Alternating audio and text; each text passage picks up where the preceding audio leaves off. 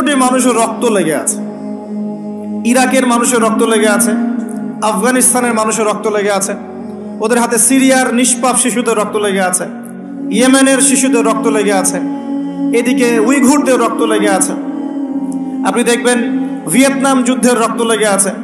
শুধুমাত্র প্রথম বিশ্বযুদ্ধেই এরা 2 থেকে 3 কোটি মানুষকে হত্যা করেছে, আর দ্বিতীয় বিশ্বযুদ্ধে গিয়ে এরা 7 থেকে 8 কোটি মানুষকে হত্যা করেছে। শুধু ভিয়েতনাম যুদ্ধে 10 লাখ মানুষ মারা গেছে, ইতালির মুসোলিনির বিপ্লবে মারা গেছে এরকম আরো কয়েক লাখ, মাও সেতুংয়ের সময় মারা গেছে আরো কয়েক লাখ, রাশিয়ার কমিউনিজম যখন বিপ্লবটা হচ্ছিল ওই সময় মারা গেছে কয়েক লাখ।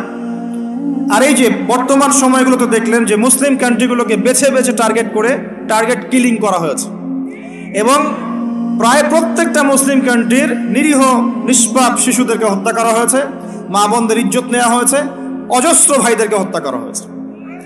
তাদের অপরাধ একটাই, তাদের অপরাধ হচ্ছে তারা এক আল্লাহকে বিশ্বাস করে, এবং 2 তারা মুহাম্মদ সাল্লাল্লাহু আলাইহি ওয়াসাল্লামকে শেষ নবী বলে মানে, আর কোনো অপরাধ নাই।